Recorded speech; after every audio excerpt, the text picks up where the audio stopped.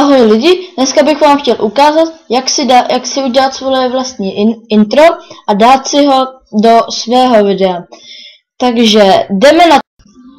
Takže zapneme si prohlížeč. Já mám Mozilla Firefox. Půjdeme na Google, tam si dáme obrázky a zadáme si tam wallpapers, nebo co byste tam chtěli.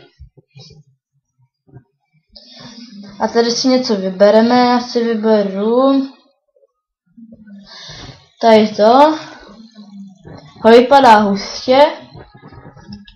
Tady dáme pravý. Uložit obrázek jako. A na plochu si to uložíte. Tak. Teď dáte, si spustíte malování. Tam dáte tady vložit z. Teď si najdete na obrázek. Nebo tady to tam dáme. Teď si to roztáhnete.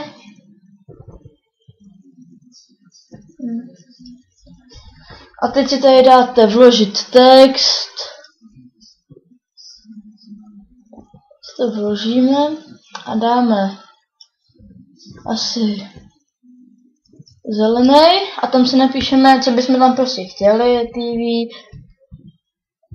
movies, helper.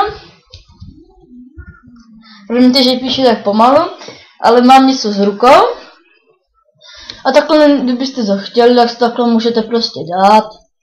Nějako to ještě upravit. A to je takhle. Teď dáte uložit jako. A na plochu. Vy to budete mít. Tady si spustíte Windows Live Movie Maker. Tady dáte přidat video nebo fotografii. A tady si zadáte tady nevím něco já. A tam, kde to máte uložený.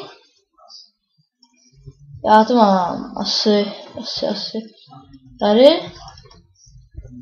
Jo, a takhle se vám to už vlastně přehraje. Pak si tam můžete dát nějaký efekty. Tady to. Potom si dáte, jakoby, jestli si to chcete, jakou dobu to chcete mít, na to dvakrát kliknete. Tady si dám 4 sekundy. A to už vlastně může být vše. Nebo ještě animace, jak to tam půjde. Jestli to chcete nějak takhle, jak to tam půjde, nebo jestli takhle, nebo takhle. Tady to se mi asi nejvíc líbí. To si dám.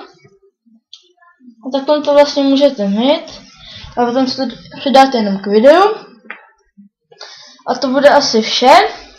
Dávejte lajky a odběry. Čau.